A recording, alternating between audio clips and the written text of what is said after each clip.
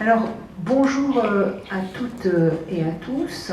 Donc, je vous souhaite la bienvenue pour cette conférence des métiers du sanitaire et du médico-social.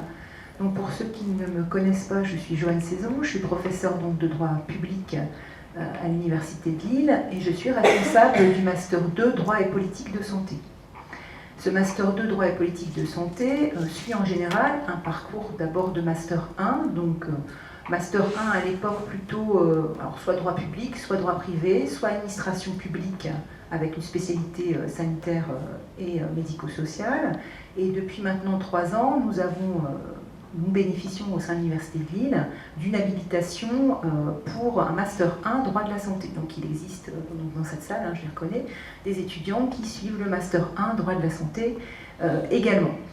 Alors dans le cadre effectivement de ces diplômes, de master, nous avons forcément depuis maintenant très longtemps, puisque ce master de droit et politique de santé est issu il y a une dizaine d'années d'un DESS, droit de la santé, qui s'est ensuite transformé en master 2 droit et politique de santé, avec la particularité en fait de regrouper différentes disciplines, puisque en fait la santé ne peut pas se limiter à une vision purement juridique. On a forcément une vision économiste, on a forcément une vision politique aussi, des questions sanitaires, on a aussi une vision médicale. Donc on a vraiment un master qui est en fait interdisciplinaire. Et son objectif, au-delà des quelques étudiants qui poursuivent leur travail en doctorat, c'est un objectif essentiellement, bien évidemment, comme pour vous tous ici, d'insertion professionnelle. D'insertion professionnelle dans le secteur donc, sanitaire ou dans le secteur médico-social. J'ai la chance aujourd'hui, donc l'an passé nous avons fait déjà une première conférence avec d'anciens étudiants et j'ai de nouveau cette année la chance d'avoir à côté de moi 2 de mes anciens étudiants et pour moi c'est un véritable plaisir. D'abord je tiens à les remercier parce qu'en fait effectivement quand on leur demande d'intervenir ils sont toujours très motivés à revenir au sein de l'Université de Lille. Et pour moi, c'est vraiment un plaisir de les revoir. Pour certains et pour plusieurs d'entre eux, je les fais intervenir d'ailleurs au sein soit du Master 1 droit de la santé, soit au sein du Master 2 droit et politique de santé. Donc en fait, ils servent de relais. Et au jour d'aujourd'hui, la transmission et les échanges en fait, demeurent très importants entre les anciens et les nouveaux étudiants. Donc aujourd'hui j'accueille Anne Cabaret et Adrien de Bévert. Je ne vais pas être plus long parce qu'en fait ils vont se présenter, je ne vais pas les présenter, je vais les laisser maintenant. Ce ne sont plus mes étudiants, ce sont d'excellents professionnels qui ont fait déjà une belle carrière.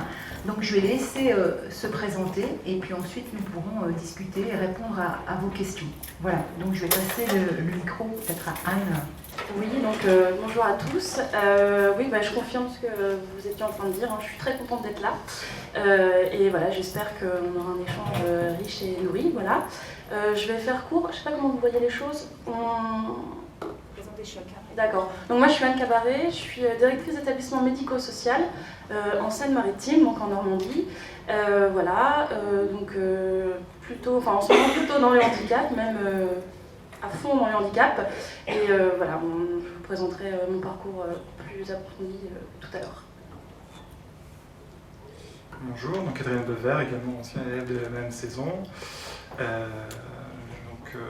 J'interviens ainsi au titre de ma fonction. Je suis conseiller du directeur de l'offre de soins à l'Agence régionale de santé de France et j'aurai par ailleurs le plaisir pour certains d'entre vous d'animer ce semestre un cours sur la régulation et le financement du système de santé. Voilà. Donc,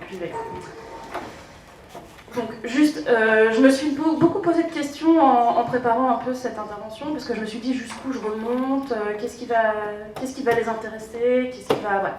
Donc je me suis dit quand même que je voulais quand même préciser que ce que je trouve intéressant, c'est que je suis pas née en voulant devenir directeur d'EHPAD.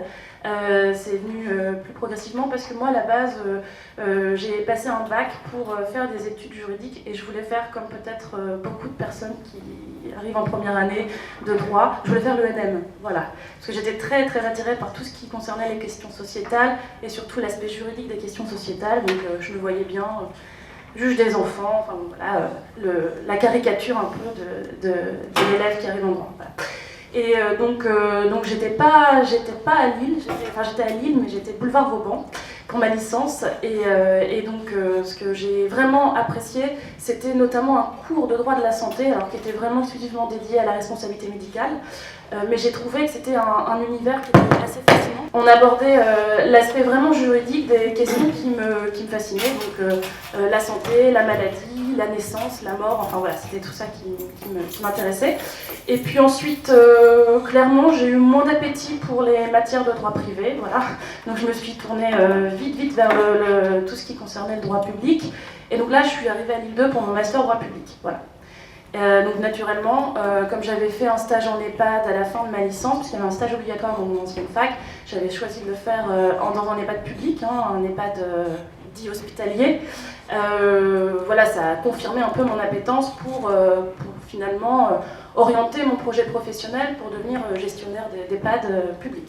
Voilà, je tenais bien à cette... j'y tiens moins maintenant, mais j'y tenais beaucoup à l'époque. Voilà, donc du coup, ce qui s'est passé, c'est que j'ai intégré le Master 2, donc voilà. Ça s'est plutôt bien passé. Puis à l'issue du Master 2, voilà, j'ai affiné, je voulais passer le concours des 3S. Voilà, donc là, il a bien fallu se résoudre à passer un concours. J'avais pas forcément très envie de me coller à cette épreuve. Pour moi, ça me paraissait du coup vraiment être un obstacle. Enfin, je me disais que du coup, j'allais vraiment pas atteindre mon dessein professionnel en passant par ce concours. Donc, il a fallu réfléchir un peu aux différentes stratégies de préparation au concours. On en avait beaucoup parlé. Et finalement, j'avais opté pour un choix qui peut paraître très très exotique, puisqu'en fait, j'avais aussi, voilà, d'un point de vue personnel, j'avais aussi l'envie de quitter Lille pour rejoindre ma Normandie. Donc j'avais décidé d'intégrer l'IPAC de Rouen. Donc j'étais très contente en me disant je vais faire un master qui va me remettre un peu dans la culture G, dans la méthode écrite, la méthode orale. Et en fait je suis arrivée, quand je me suis inscrite, il n'y avait que le niveau licence. Donc là c'était un peu le drame. Parce que là, du coup, je me suis dit que mes chances de réussir le concours s'éloignaient, parce que clairement, j'avais pas mis toutes les chances de mon côté pour choisir une prépa comme d'autres l'avaient fait dans la promo, d'ailleurs, la prépa intégrée au HESP ou aller vers des prépénas, enfin bon, ouais. Bon, je me suis dit, je me donne cette année, on verra bien ce qui se passera. Donc j'ai relativement travaillé au cours de l'année, j'ai validé ma licence, voilà, quand même, et donc je me suis inscrite à la session de juin de l'année en cours de ma licence, et j'ai décidé de passer les 3 concours. Donc DH, D3S attaché, avec évidemment un fléchage très particulier pour le concours des 3S. Voilà, donc j'ai passé les écrits, donc ça m'a beaucoup aidé de revenir, enfin, pour en parler plus tard de la partie concours, mais en fait c'est vraiment une question de méthode. Et enfin voilà, je trouve que ça rassure de se dire que c'est qu'une question de méthode, et aussi quand on arrive à l'oral de positionnement professionnel, parce que du coup, moi j'ai pu me sentir parfois pas toujours excellente élève, très bonne élève, et du coup voilà, je me disais que c'était juste un recrutement et qu'on pouvait être un très bon professionnel sans avoir le bagage pour faire une carrière universitaire. Enfin, voilà, ça c'était quelque chose qui était important pour moi.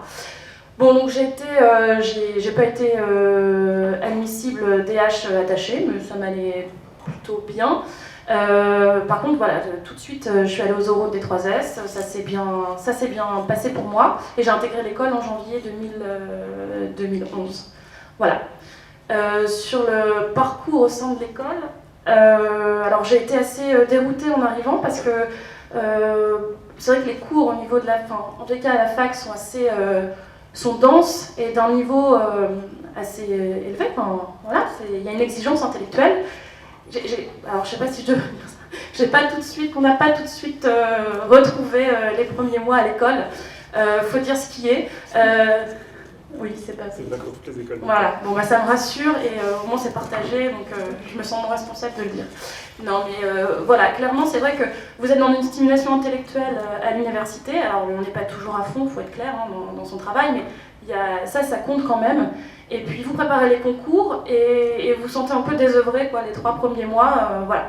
Bon, le point positif, c'est que clairement, il y a un esprit de corps qui se fait tout de suite. Et ça, c'est quand même quelque chose que le HESP sait très bien faire et qui m'a porté beaucoup plus tard, en tous les cas, quand j'ai pris mes fonctions. Donc ça, c'était très important. Et surtout des stages très fondateurs, notamment un stage très court, un stage d'observation, de direction de 4 semaines.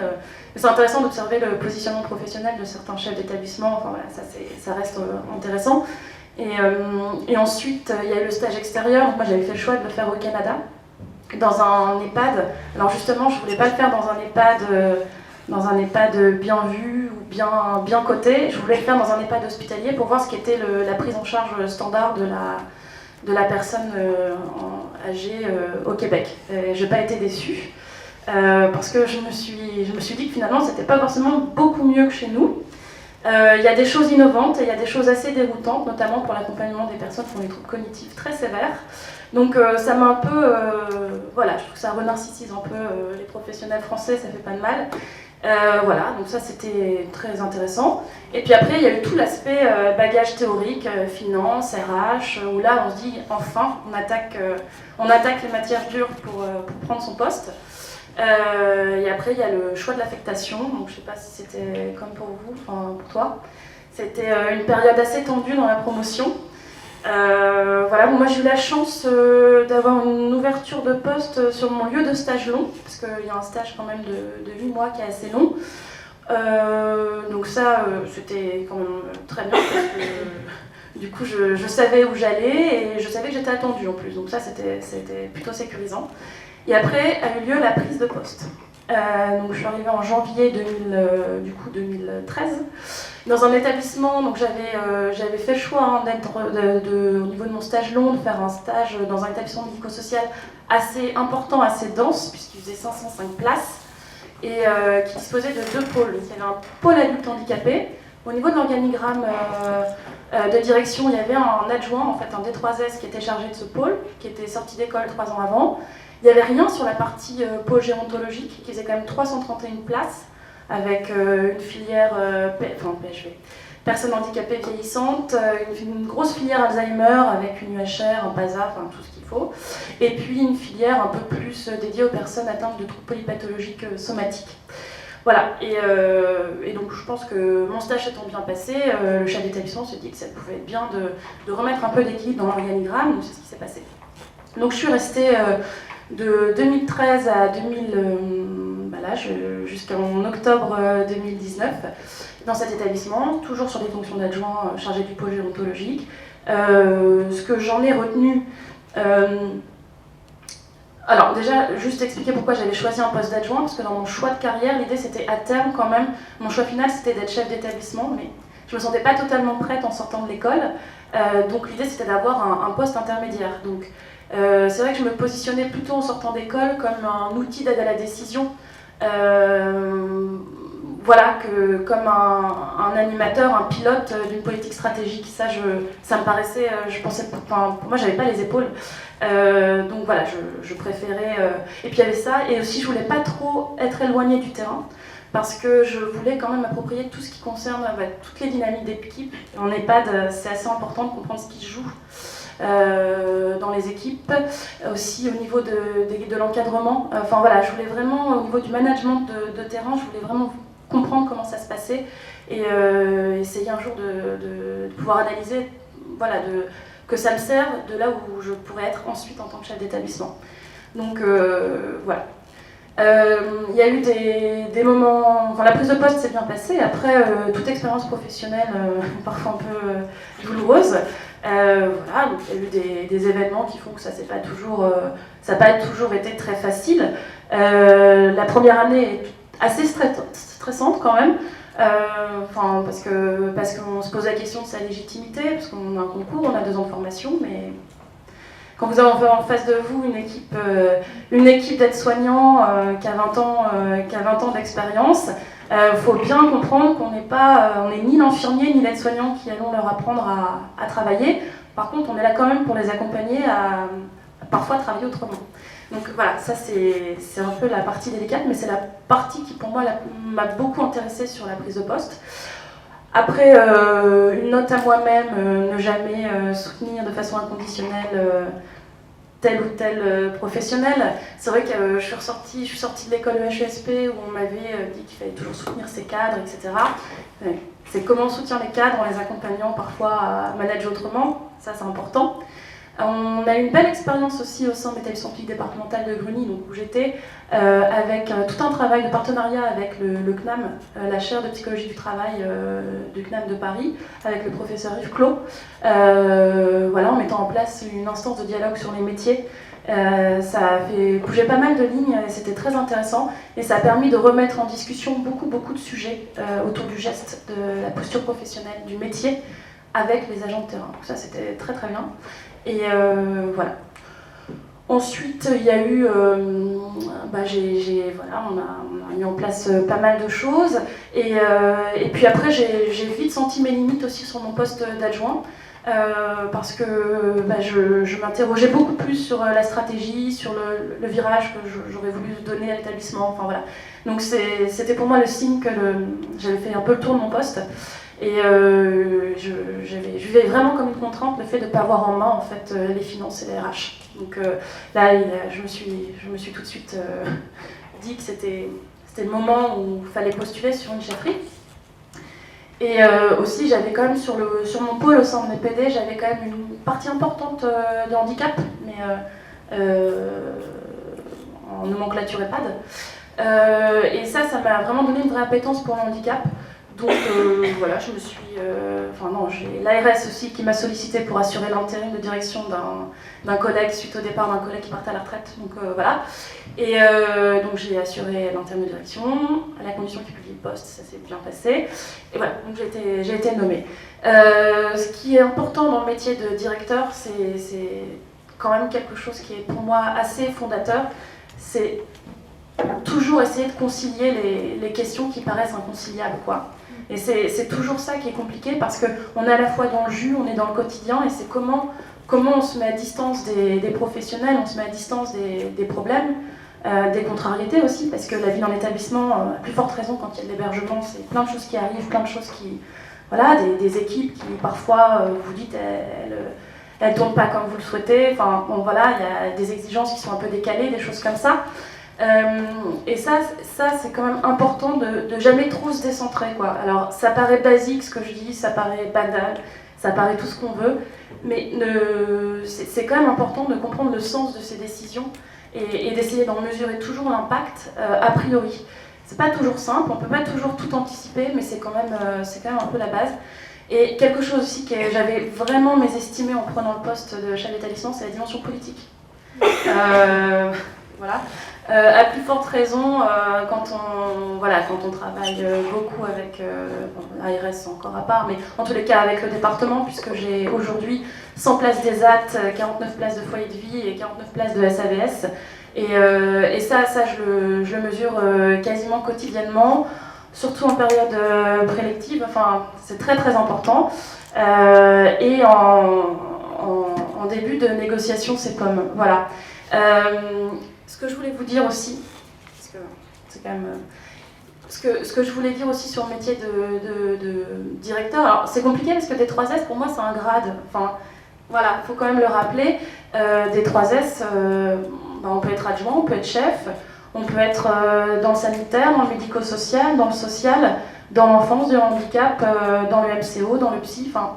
Donc on peut quand même considérer que même s'il y a toujours un point commun entre toutes ces fonctions, c'est quand même la posture professionnelle, le positionnement professionnel et les missions aussi, on est quand même là pour faire se rejoindre les besoins du territoire, le besoin d'une population, d'un profil, d'un public vulnérable et de faire se rejoindre les politiques aussi publiques. Voilà, on est à la jonction de tout ça.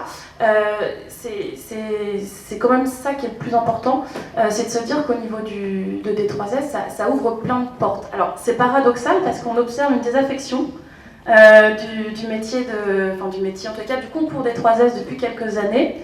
Moi j'ai envie de vous dire, pour ceux qui pensaient passer le concours, c'est le moment ou jamais. Parce que quand on lit le rapport de jury de 2018, on s'aperçoit que sur 60 postes externes, il n'y a eu que 175 présents aux écrits. Enfin, voilà, donc je trouve que ça laisse une belle marge de manœuvre.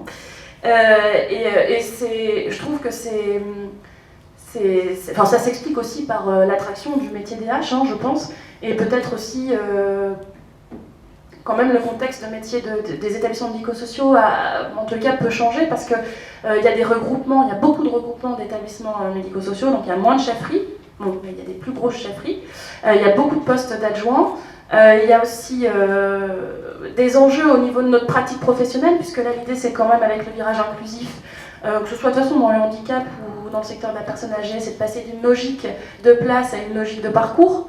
Donc ça a l'air de rien, mais il va falloir accompagner les professionnels de terrain, et pas que les équipes qui sont en prise directe avec les usagers. C'est aussi comment on améliore notre service RH, comment au niveau finance on essaie de s'y retrouver sans trop de malheur sur nos dotations. Enfin voilà, il y a quand même tout ça qu'il faut à tout ça, enfin faut penser à tout ça. Voilà, et ce qui est quand même au niveau ce qui est quand même le plus attractif, moi ce qui m'a le plus attiré dans le métier de D3S, c'était de pouvoir vraiment être aux confins des problématiques de société. En fait, je retrouve mon appétence de départ, voilà, donc sous un autre angle, donc complètement sous un autre angle. Mais les problématiques de société, on les retrouve tout de suite. Enfin, je veux dire, un retard dans une entrée en EHPAD pour des problèmes financiers ou parce que la famille craint un bouleversement, un effondrement de la dynamique familiale, moi, c'est des choses qui me passionnent fortement. Il y a aussi l'accompagnement, le management, enfin l'accompagnement des équipes, comment on les accompagne à monter en compétences, parce qu'il ne faut jamais oublier qu'il faut prendre les agents de là où ils sont, et les équipes là où elles sont. Il ne faut pas essayer de projeter dans sa gestion de projet des choses parfois un peu théoriques. Alors des fois ça prend pas plus de temps, mais il faut prendre un autre chemin. Ça c'est ce qu'on apprend aussi les premières années. Voilà, je suis loin d'être un D3S, une D3S boutique. Je pense qu'il me reste plein d'années pour faire autrement et faire mieux. Voilà, donc mais voilà, je pense que ce qui est important, c'est d'essayer de garder du recul sur sa pratique. Et voilà, je pense qu'il y a les nouveaux D3S là, qui sont sortis ces 10 dernières années. On observe quand même un changement générationnel dans les chefs d'établissement, les directeurs adjoints D3S. Et ça, je ne sais pas si on retrouve dans d'autres métiers, j'imagine. Mais je trouve que ça, c'est quelque chose de très intéressant. Et travailler ensemble, c'est vraiment intéressant. Voilà, je pense que j'ai beaucoup trop parlé. Donc je vais passer la parole à mon collègue. Voilà. Alors, désolé, j'ai moins préparé. Alors, je vais essayer un peu de vous résumer mon parcours et de vous dire en quoi ça pourrait vous intéresser. Donc, il y a plus de 10 ans maintenant, j'ai passé le concours d'attaché d'administration centrale, enfin d'attaché d'administration de l'État. Donc le concours de l'IRALBIL en parallèle du Master 1 du BAG que je suivais en 2009-2010, en 2008-2009. Pourquoi j'ai choisi l'IRA au départ comme un entraînement? Ça paraît bizarre, mais je voulais m'entraîner au concours de l'EHESP. J'étais depuis plusieurs années très intéressé par les problématiques sanitaires. Et je m'étais dit que c'était un bon moyen de préparer, dès le Master 1, la voie des concours pour découvrir ce que c'était qu'un concours. Il s'est trouvé que je l'ai eu et qu'à ce moment-là, je me dis « Ah, c'est bon, je l'ai, j'en ai marre.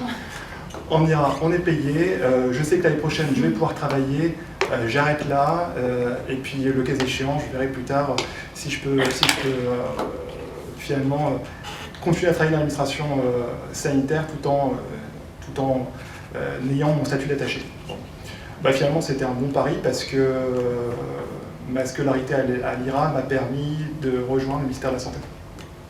Donc, peu au peu, j'ai eu les postes auxquels j'aurais pu prétendre si j'avais passé le HESP.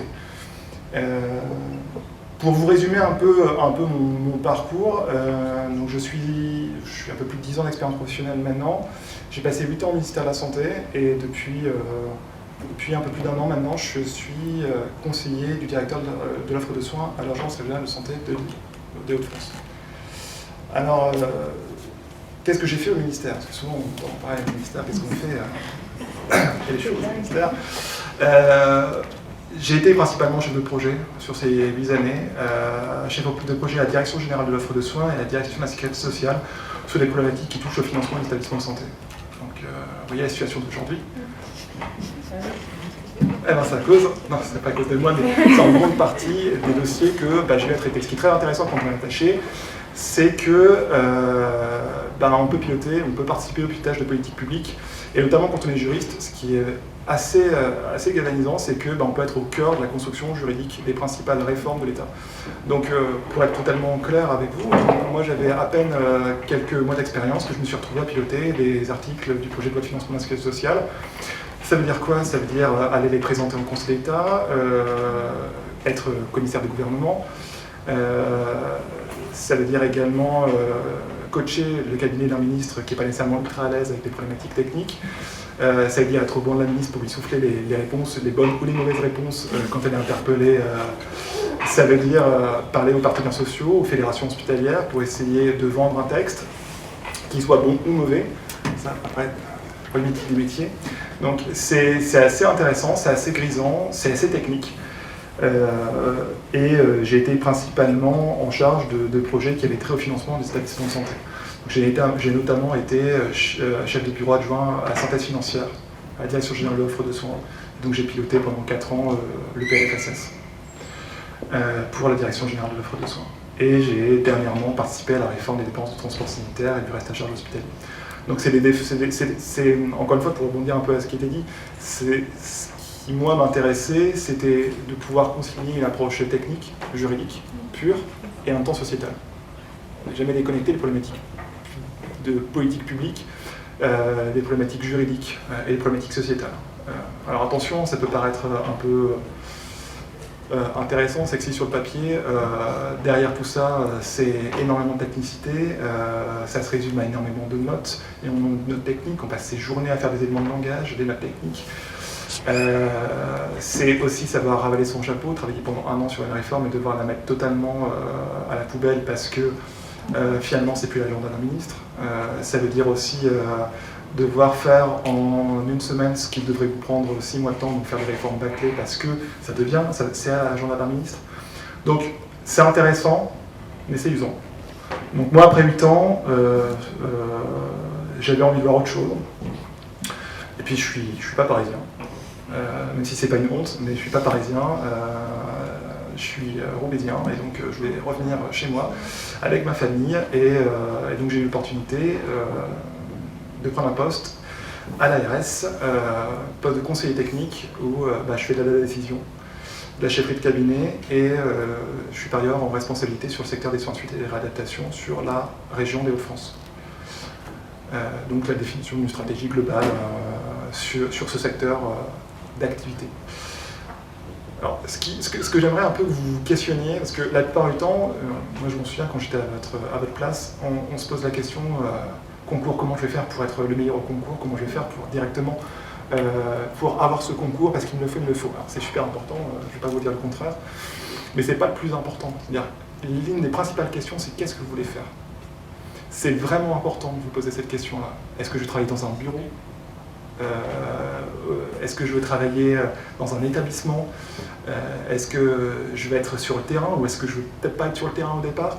C'est vraiment des questions importantes parce qu'en fait, au-delà d'un concours, un concours vous apportera un statut puis après un métier. Et une fois sur place, il y en a plein qui se disent finalement c'était pas ce que je voulais faire. Moi je m'en souviens, quand j'avais fait l'IRA, en plus la spécificité de l'IRA c'est qu'il y a beaucoup de métiers qui sont possibles en sortie de l'IRA. Un tiers des gens qui font l'IRA sont gestionnaires de collèges ou de lycées. L'autre tiers travaille en préfecture ou en service déconcentré, et puis le dernier tiers, en gros, travaille au ministère. Il y en a plein qui se disent « Ah, c'est ça la vie d'un bureau ?»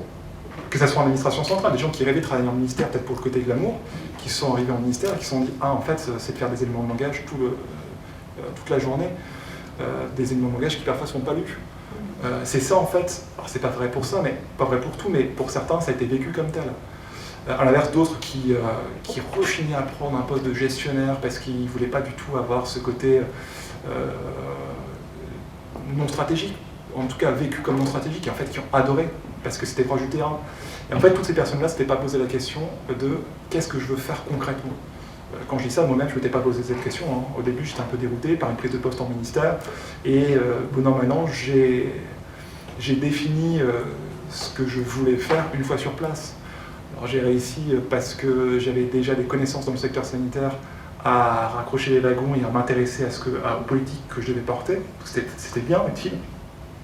Moi, j'ai plein de mes collègues qui se sont retrouvés en se demandant c'est ça la vie professionnelle. Et ouais, en fait, c'est ça, donc faites des stages. Essayez de vous confronter à la vie professionnelle avant de passer le concours pour essayer de vous dire est-ce que c'est ça que je veux faire, est-ce que c'est ce concours-là que je veux passer. Et ne pensez pas prestige. Prestige du poste, pensez avant tout à ce que vous voulez faire.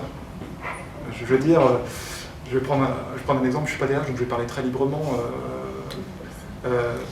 Par exemple, il y en a plein qui souvent veulent passer DH. On ne va pas se mentir pour le prestige. C'est clair. Pensez à la vie que c'est aussi, au-delà du prestige, du présupposé prestige. Pensez à ce que ça incombe en responsabilité, à ce que ça peut apporter aussi. C'est des métiers qui sont bien, mais qui ont aussi des aspects négatifs. Et ça, il faut vraiment y penser avant de se projeter sur un concours. Et ça, c'est pas une question d'ambition, de perte d'ambition.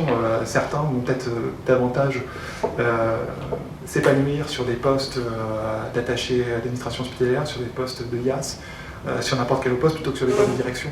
Parce qu'en fait, ils vont pas s'épanouir dans cette logique de direction, d'encadrement, en tout cas pas à ce moment-là de leur carrière, pas à cet âge-là. Donc pensez vraiment à ces sujets avant même de penser au concours. C'est vraiment important. Puis il n'y a pas que les concours aussi dans la vie. Il y a aussi la voie contractuelle, notamment pour celles et ceux qui seraient intéressés par les établissements de santé. J'ai aucun chiffre à vous donner, mais concrètement aujourd'hui, je ne pense pas que la voie principale d'entrée sur des fonctions de cadre A soit celle de l'attaché d'administration hospitalière. Vous pouvez en sortie de Master 2 prétendre à travailler en établissement de santé en tant que contractuel, ce qui peut par ailleurs être plus intéressant pour vous, car ça vous permet de négocier plus directement votre salaire. Et puis là encore, ça peut également vous permettre de vérifier avant même de passer un concours et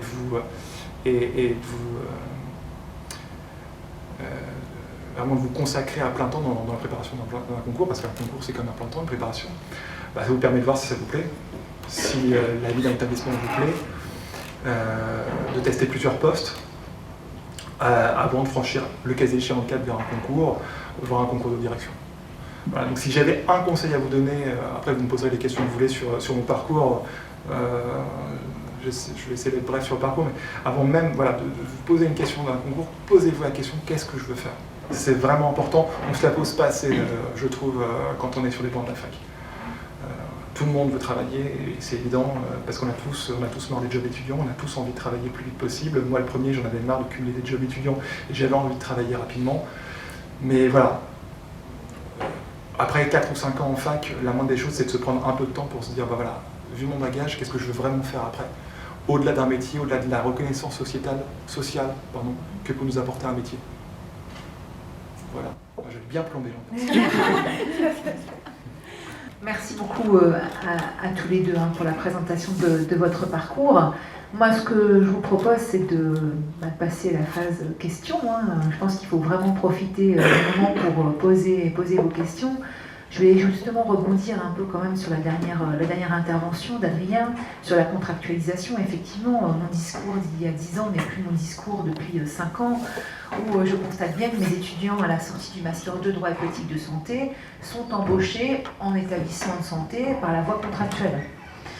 Et certains d'entre eux passent les concours a posteriori, bien plus tard, et d'ailleurs réussissent en général haut la main, parce que justement ils ont une expérience, mais ils se sont confrontés à la réalité. Et c'est vrai qu'au jour d'aujourd'hui, les établissements publics de santé n'hésitent pas à recruter par la voie contractuelle, au niveau AH, en tout cas du moins. Alors, je vous laisse la parole. Donc n'hésitez pas, surtout, toutes les questions sont les bienvenues, c'est le moment.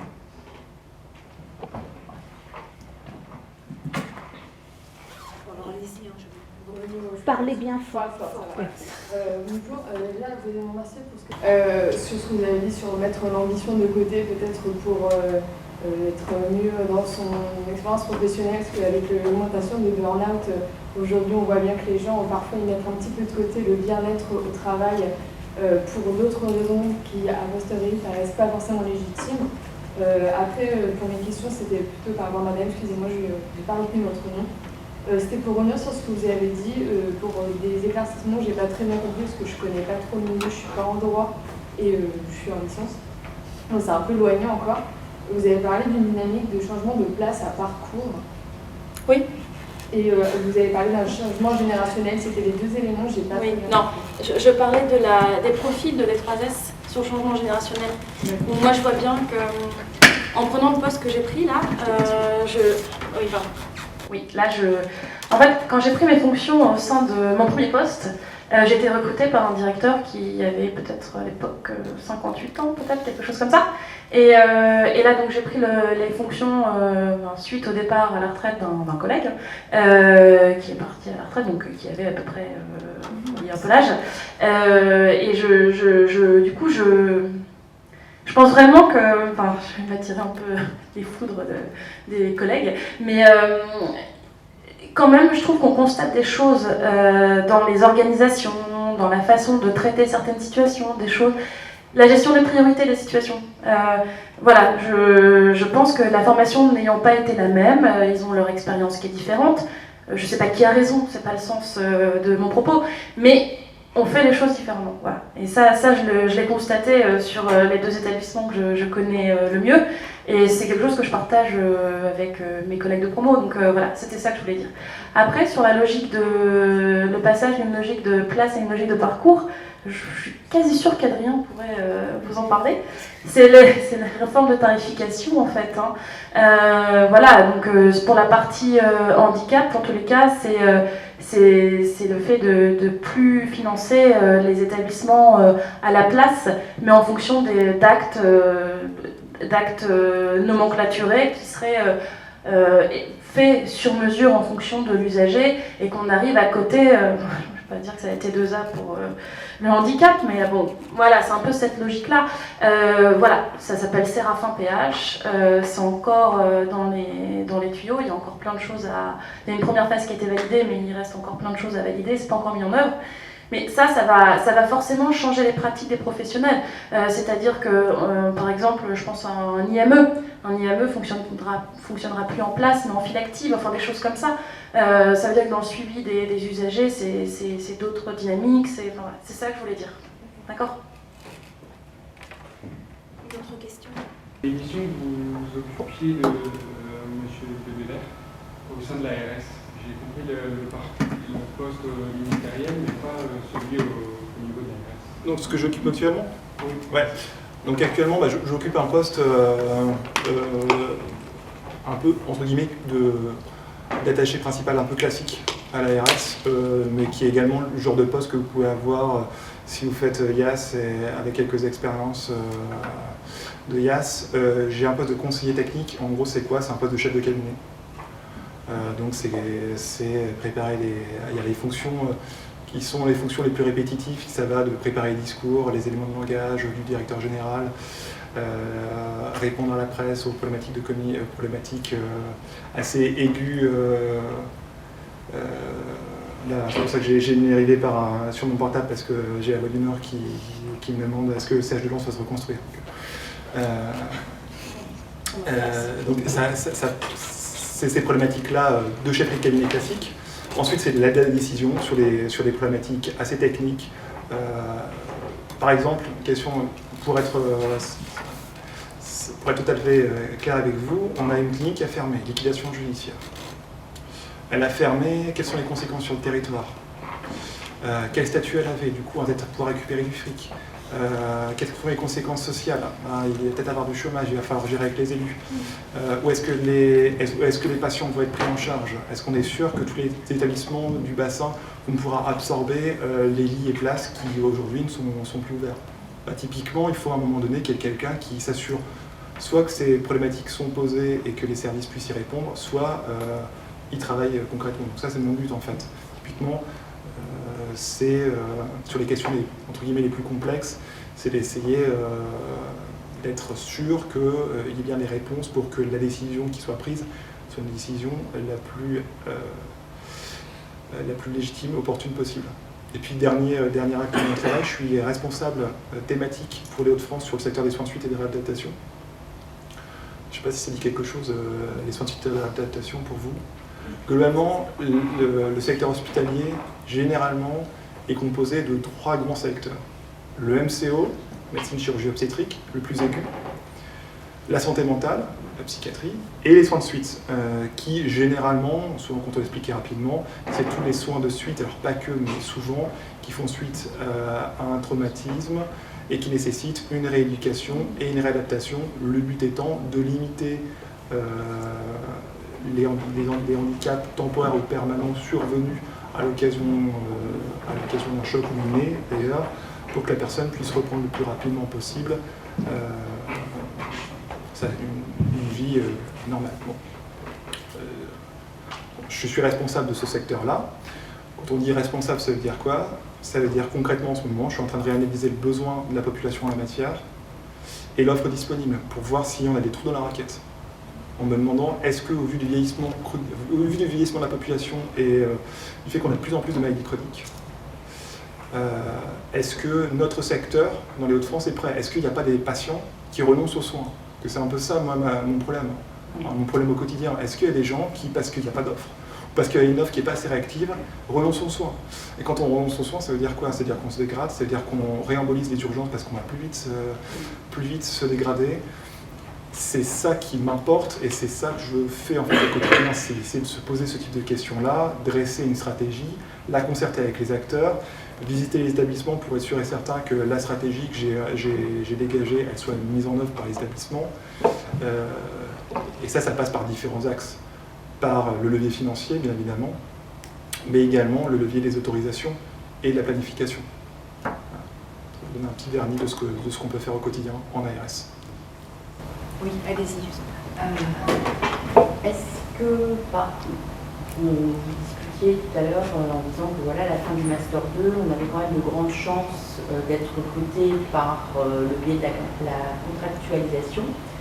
Avec la nouvelle loi du 6 août 2019 concernant la transformation de la fonction publique, est-ce que si on intègre un établissement de santé dans le cadre de la contractualisation, est-ce qu'on pourrait bénéficier d'un contrat projet de manière à préparer éventuellement un concours de l'EHESP ou un autre concours?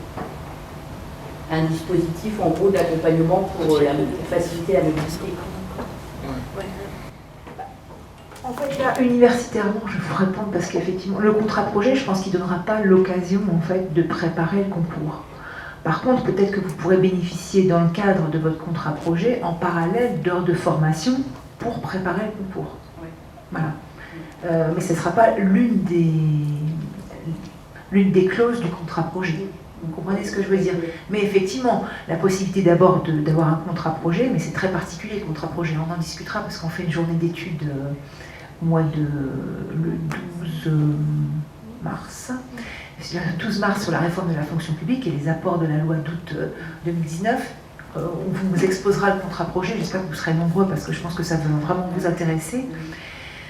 Mais effectivement, ce ne sera pas l'une des clauses de ce contrat, mais en parallèle, vous aurez la possibilité de préparer des concours, je pense, de bénéficier de formation. Voilà. Pour compléter, en fait, ce qu'il faut avoir en tête, c'est la possibilité de le passer en interne aussi. C'est ça. Ça, c'est quand même un plus parce que, enfin, quand on se le dit, c'est quand même c'est beaucoup plus simple de le passer en interne, il y a moins de concurrence. Et on a toujours davantage de chances de l'avoir en interne qu'en externe. Tu es titulaire? Non, pas nécessairement. On peut le passer la contractualisation ouvre la voie des titulaires. Par contre, attention, mais ça, c'est enfoncer une porte ouverte que de le dire. Se remettre dans la préparation d'un concours au bout de 5 ans de travail, c'est dur. Ça veut dire retravailler le week-end, retravailler le soir. J'en connais qui l'ont fait. Clairement, ils mettent de côté leur vie de famille, ou alors ils n'en ont pas. Il faut être très clair, on ne peut pas tout concilier. Et même en interne, ça reste exigeant, ça reste un concours. Donc juste l'avoir en tête, ça peut être une bonne idée pour vous familiariser un poste, pour être sûr de vous, et si vous n'êtes pas trop à l'aise avec les concours, du moins la concurrence externe, ça peut être une bonne voie. Par contre, n'attendez pas trop et passez-le dès que vous pouvez, parce que c'est bête à dire, mais dès que vous avez des enfants, ça devient impossible. Et justement, je vais évoquer ce que j'ai évoqué ce matin en cours avec les étudiants présents. Et on a un ancien étudiant qui effectivement a été donc contractuel, qui est sorti du Master 1 Administration publique, puis du Master 2 Droit et politique de santé, qui a fait un stage long au CHU de Lille, au cabinet du directeur du CHU, qui ensuite a eu un autre poste de contractuel et qui a pu passer directement le concours interne cette année de directeur d'hôpital et qui est major du concours interne cette année, qui m'a envoyé un petit message pour me l'annoncer et qui m'avait toujours dit, en fait, effectivement, qu'il voulait devenir DH, qu'il lâchait pas prise. Alors après, je ne connais pas sa vie privée, mais en tout cas, ben, ça a marché. Il a continué dans cette optique-là. C'était quelqu'un de très investi et qui avait des petits boulots pendant ses études, puisqu'on lui avait proposé un CDI chez Decathlon à l'époque du Master 1 et du Master 2. Donc, vous voyez, il avait... Bon, ça veut dire qu'il faisait largement l'affaire aussi, et très très motivé, et dès qu'il a pu passer le concours, et voilà, première place du concours interne. Et comme le dit Adrien, la concurrence est moindre en concours interne qu'en concours externe, même si les épreuves sont tout aussi exigeantes, même dans les différentes disciplines quand même. Mais voilà, donc il y a aussi cette voie-là, ça permet quand même de s'approprier les différents types d'emplois sur le terrain, et puis ensuite d'avoir, c'est le grand avantage de la fonction publique, c'est pour ça qu'on y tient quand même à notre fonction publique, notre service public d'abord, à la fonction publique également qui attrait le service public, parce que le concours interne, ça reste quand même un sacré élément de promotion sociale. Et c'est vraiment quelque chose qui fonctionne parfaitement bien dans les trois pans de la fonction publique, que ce soit la fonction publique hospitalière, la fonction publique territoriale, que la fonction publique d'État. Et c'est vrai que voilà, je peux illustrer ce que vient de dire Adrien, et j'étais très contente d'apprendre cette magnifique place au concours interne de DH. Bon. Après, j'espère que ça lui plaira. En étant en poste. Faut lui, voilà, ça c'est autre chose. Mais bon. Avez-vous d'autres questions? Oui, allez-y. Bonjour. Au sujet des concours internes, c'était pour savoir s'il y a des concours internes qui se présentent chaque année ou c'est lorsque uniquement il y a des postes vacants. Non, c'est tous les ans en fait, sur le concours de DH, d'AH, de D3S, de IAS aussi. C'est une obligation en fait. Oui, c'est dans les statuts. Oui. C'est une obligation statutaire en fait. Voilà. Ils sont obligés de proposer un concours interne. Il n'y a qu'une seule exception qui existe de mémoire, c'est pour le concours de magistrat administratif. Où pendant un temps il n'y avait pas de concours, interne, parce qu'on considérait que ce n'était pas la voie principale pour devenir magistrat administratif, la voie principale c'était l'ENA. Ils ont rajouté un concours interne il y a quelques années, ils l'ont ouvert, bizarrement ils l'ont fermé. Mais c'est la seule exception, je vous dis ça juste pour une exception, c'est-à-dire que tous les autres il y a des concours internes. Mais ensuite l'affectation, elle ne se fait pas tout le temps au sein de l'hôpital qui l'a proposé, non. Donc elle peut être... Il n'y a plus aucun lien. Après, on reprend. Après, c'est tout. Après, en fait, vous reprenez un cursus classique de quelqu'un qui aurait réussi le concours externe, c'est-à-dire qu'il y a des obligations de stage qui s'imposent, voilà. Donc c'est de nouveau mettre sa vie personnelle, entre parenthèses, un certain temps. Et puis c'est une remise en cause, parce qu'on était sur un poste pendant un certain temps, avec un certain quand même confort, parce que plus ou moins on s'installe dans son poste. Là, on remet le compteur à zéro. Mais il y a beaucoup de très beaux parcours dans les trois pans de la fonction publique qui se sont faits par promotion sur concours interne. D'autres interrogations? Oui, allez-y. J'aimerais savoir si les concours, donc justement pour le devenir directeur d'hôpital, est-ce que c'est ouvert aussi à tous les ressortissants de l'Union européenne ou c'est comme pour la magistrature, on sait que c'est pas pour... tous les ressortissants ne peuvent pas recourir à ce concours. Est-ce que pour... oui, ils ont été ouverts, effectivement, ils ont été ouverts. Il n'y a que les magistrats où c'est exclu, mais ils ont été ouverts. Après de la jurisprudence d'ailleurs pour le concours de DH. Plus du tout de... Si, voilà, allez-y. Non, je décale un peu pour voir les deux. Je voulais savoir si dans vos fonctions, que ce soit donc, au ministère pour des choses à propos de réforme de santé ou en tant que cadre de santé, est-ce que parfois ça vous a manqué ou ça vous a posé problème, ça aurait pu être utile d'avoir... Est-ce que ça vous aurait manqué d'avoir une formation en santé ou est-ce qu'à l'école, en fait, vous avez quelque part appris tout ce qu'il fallait pour... Alors, précisez que vous avez une double formation. Non. Une formation, justement, en santé. Oui, voilà. Non, ça m'a manqué Oui et non. Ça m'aurait manqué si je n'avais pas su m'appuyer sur des compétences médicales. Or, dans toute ma carrière, que ce soit au ministère ou à l'ARS, il y a des médecins. Pas que d'ailleurs, des médecins, des infirmiers, des pharmaciens bien sûr, alors de santé publique ou des anciens praticiens, ce qui nous apporte un éclairage pour être sûr et certain que la politique elle va dans le bon sens. Effectivement, pour moi c'est pas nécessaire, c'est un plus si on en a, c'est clair, ça c'est un sacré plus, mais c'est pas nécessaire sous réserve de savoir écouter ce que nous disent les professionnels. Et des professionnels, il y en a encore, il y en a de moins en moins. Donc c'est vrai qu'avoir ce bagage-là, c'est pas mal, parce qu'avoir cette double casquette, moi j'ai notamment encadré une sortie d'IRA quand j'étais à DGES, qui avait fait la formation d'infirmier et qui avait passé l'IRA avant de finir sa formation d'infirmier. Bon, elle avait un ressenti qui était particulier, et c'était assez intéressant du coup, parce qu'elle n'avait pas cette représentation nécessairement caricaturale qu'on peut avoir quand on n'a pas exercé en établissement de santé, même en stage, en tant que soignant. Donc ça c'est vraiment intéressant. Après, c'est quand même assez rare d'avoir cette double casquette, et voire même rarissime. Et on peut très bien, sur les heures de bien écouter, s'en sortir en s'appuyant sur elle. Mais si vous l'avez, c'est un sacré plus. Merci. Si je peux juste compléter. C'est intéressant votre question, parce que quand on est arrivé dans la promo des 3S, même DH, il y a parfois des anciens cadres de santé, des infirmiers, enfin voilà. Et je sais qu'ils ont toujours, enfin ils l'expriment assez, ce complexe de savoir comment transformer leur expérience de soignant passé.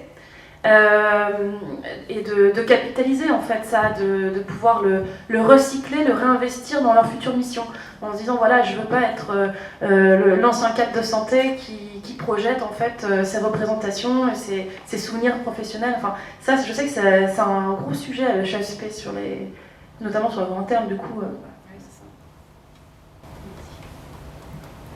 Mais justement, Madame Cabaret, vous avez parlé de positionnement professionnel du chef d'entreprise, et je pense que c'était aussi à ce niveau-là. Peut-être qu'il y a des priorités, positionnement professionnel, oui, effectivement.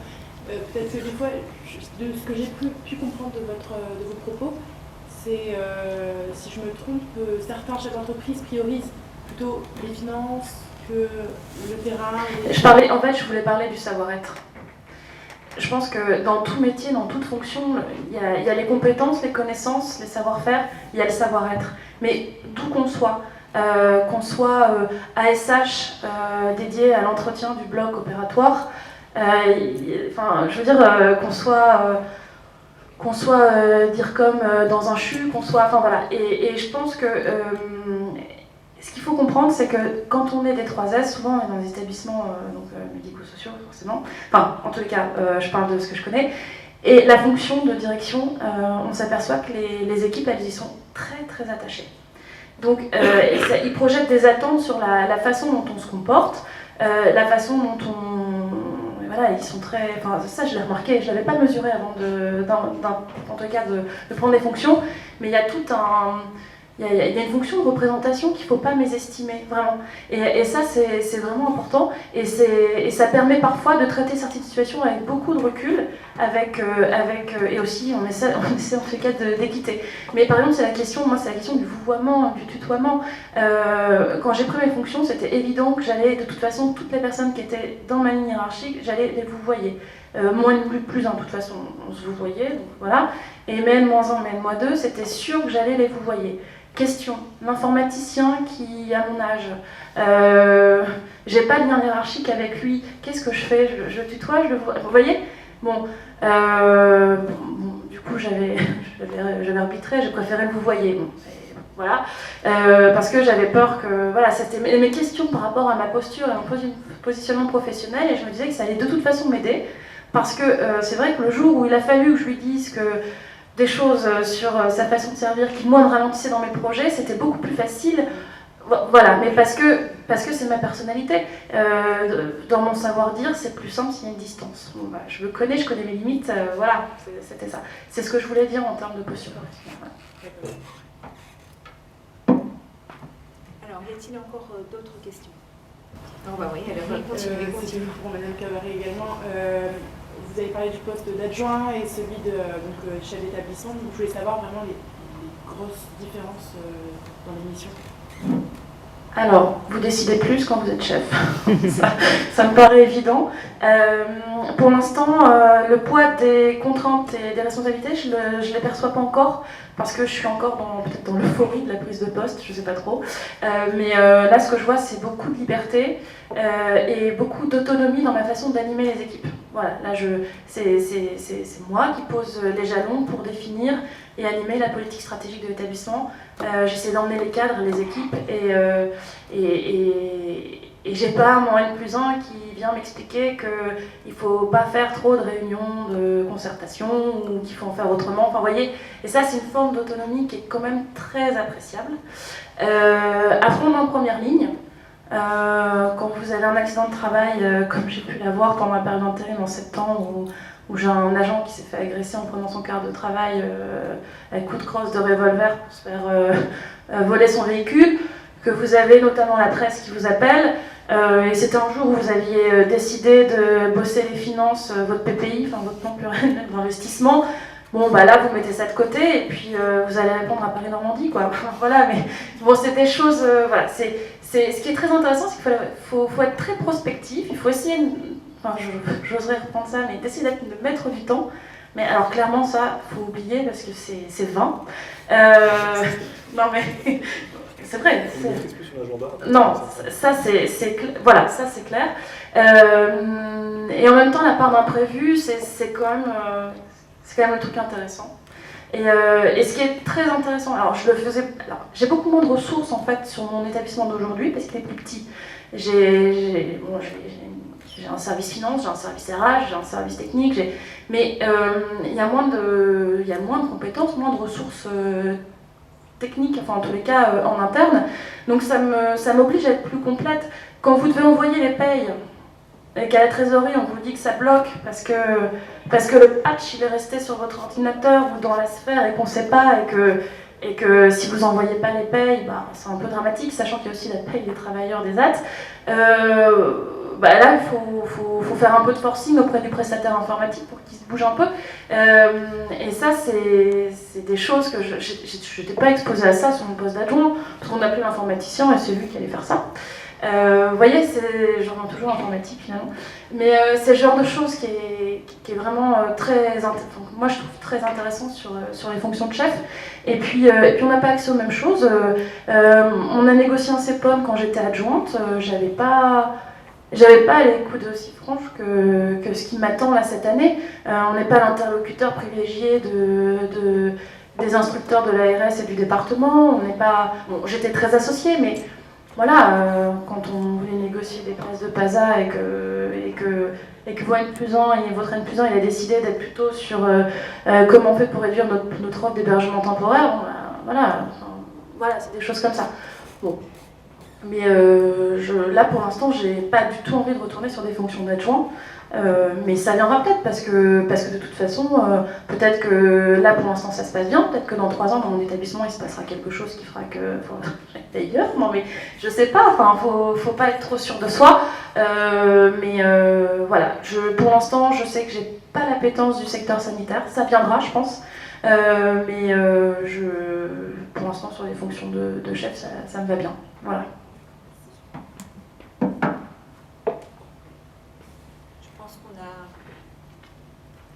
Fait le tour des questions potentielles ou y a-t-il une dernière question? Bon, bah en tout cas, je tenais vraiment d'abord à remercier donc Anne et Adrien d'avoir accepté donc, de participer à cette présentation des métiers.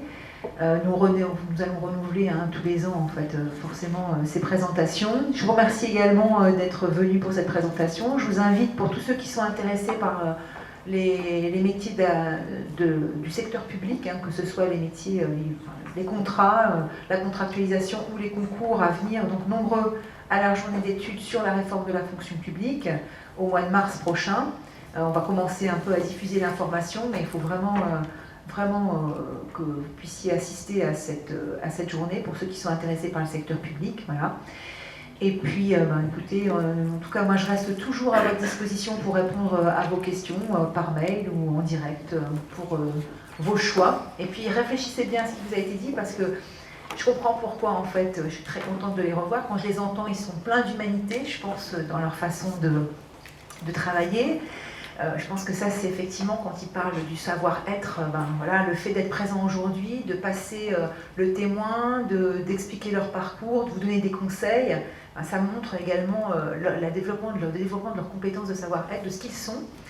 C'est ce qu'ils ont été en tant qu'étudiants, c'est ce qu'ils sont en tant que professionnels, et puis les bons conseils qui vous ont été donnés, c'est-à-dire n'hésitez pas à faire des stages et à vous confronter en fait à la réalité, parce qu'on a eu des étudiants, hein. Moi je me souviens d'un étudiant qui a eu le concours des finances publiques et qui est arrivé à l'école, s'est dit moi je ne veux surtout pas faire ça, et qui a repassé après un concours des 3S, si je me souviens bien à l'époque.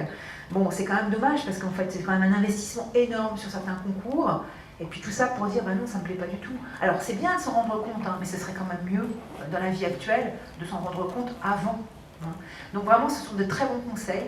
Donc mettez-les en pratique, et puis on reste disponible pour échanger avec vous. Voilà, merci à tous. Merci.